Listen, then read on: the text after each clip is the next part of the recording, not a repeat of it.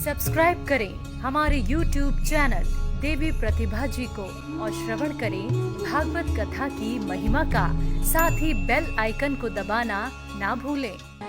तो यहाँ पर भगवान बोले पति का सेवा करना ही नारी का धर्म होता है। लेकिन ये बात देखा जाए तो भारत की माताएं तो इस बात का बड़े नियमित रूप से पालन करती हैं। पति का सेवा ही उनके लिए सबसे बड़ा धर्म होता है। पति के लंबे उम्र के लिए व्रत रखती हैं। लेकिन अगर पत्नी पति के लिए सब कुछ करती हैं, सेवा करती हैं, उनके लिए व्रत करती हैं, तो पति का भी धर्म बनता है पत्नी का ख्याल रखें, है कि नहीं? हाँ, जोर से बोलो ना।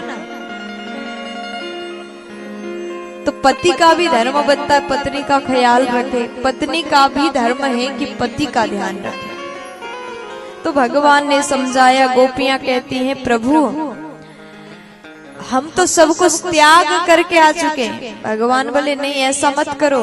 एक नारी के लिए उसका पति ही सब कुछ है।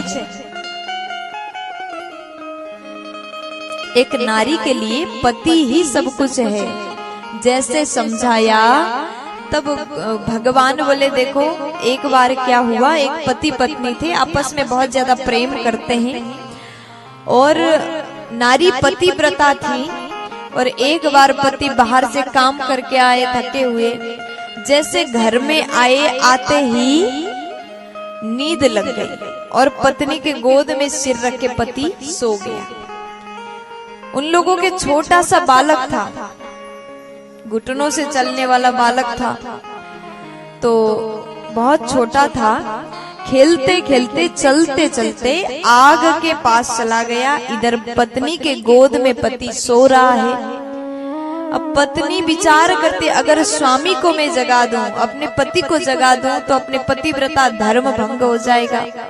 अगर नहीं जगाऊं तो बालक जलने वाला है।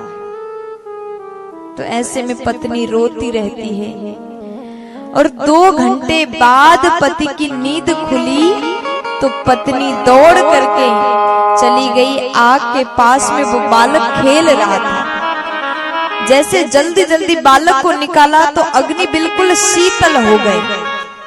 भगवान बोले देखो गोपियों, ये होती है पतिव्रता नारी की शक्ति।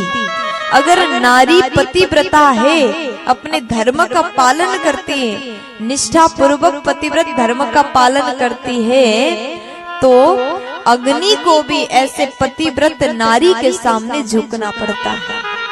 उस बालक को जला नहीं सके, अग्निदेव भी झुक गए।